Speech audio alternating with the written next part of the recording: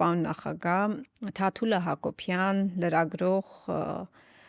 մի գրառում է արել, նաև նշելով ինձ, հետևում է մեր ոդքասթերին, եւ հիմա պետք է ես այդ հարցը բնականաբար հնչեցնեմ, որպես սոլիդարություն նաև իմ գործընկերոջ իհարկե նկատմամբ, եւ քանի որ նաև թեման է ըստ էության հետաքրքիր, հաշվի առնելով վերջին ձեր հարցազրույցում արված այն գնահատականի, որ ամենամեծ բանը, ինչի համար փոշմանել եք, դա այսպես իշխանության ժառանգորդի ընտրությունն է, որին հաջորդեց նախագահ Սարգսյանի հայտարարությունը, որ ինքը դրա մասին 20 եւ ավել տարի գիտեր, ինքը միշտ իմացել է դրա մասին, եւ հիմա դուք դրա մասին խոսում եք բաց եւ հրապարակային։ Թաթուլի հարցը ո՞րն է։ Թաթուլ ասում է, արդյոք ձեր եւ Սերժ Սարգսյանի միջև եղել է լուռ համաձայնություն, անխոս համաձայնություն կամ գուցե բաց այսպես պայմանավորվածություն, որ պետքա գործարկվի Մեդվեդև-Պուտին այսպես փոխանցման, իշխանության փոխանցման տարբերակը ես քեզ դու ինձ սկզբունքով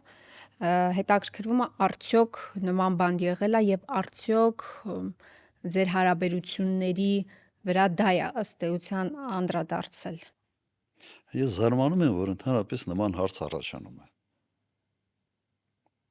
Որովհետև ես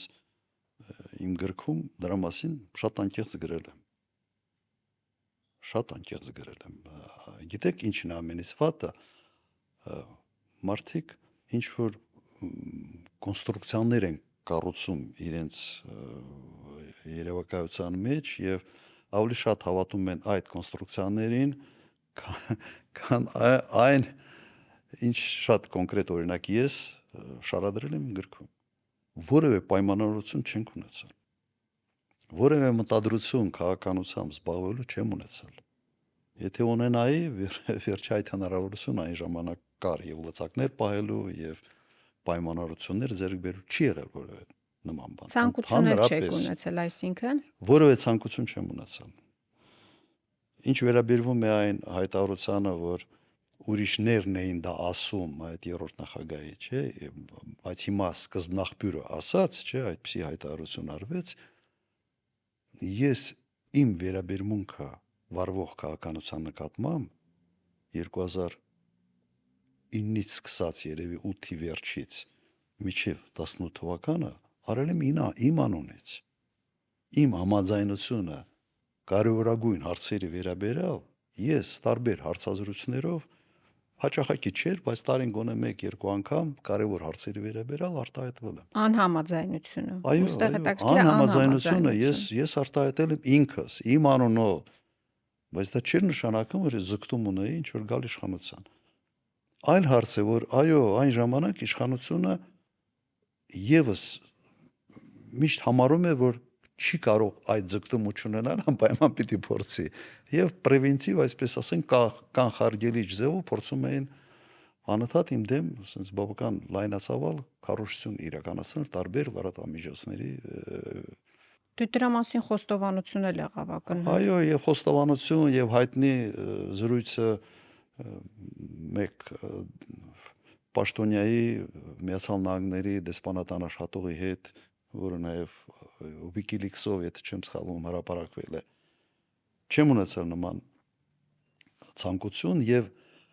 այդ չունենալու փաստը մեր ընդհանուր շփման մակերեսի միջոցով ես մի քանի անգամ փոխանցել եմ։ Ասել եմ հանգիստ մնացեք, չունեմ այդ ցանկությունը։ Բայց ես չեմ ուզում, որ ձեր այսօրվա քայլերը նույնացվեն իմ հետ։ Ես չեմ ուզում, որ մտածեն, որ մենք միասին ենք, ես այս ամեն ինչի հետ հաշտ եմ։ Այսպես էր։ Եթե հիշում եք, եւ սահմանադրական բարեփոխումների նկատմամբ այն ժամանակ ես արտահայտվեցի, եւ հայ-թուրքական արձանագրությունների մի շարք այլ sense կարևոր sense հնչողություն ունեցող հարցերի վերաբերյալ ես հենց ինքս էի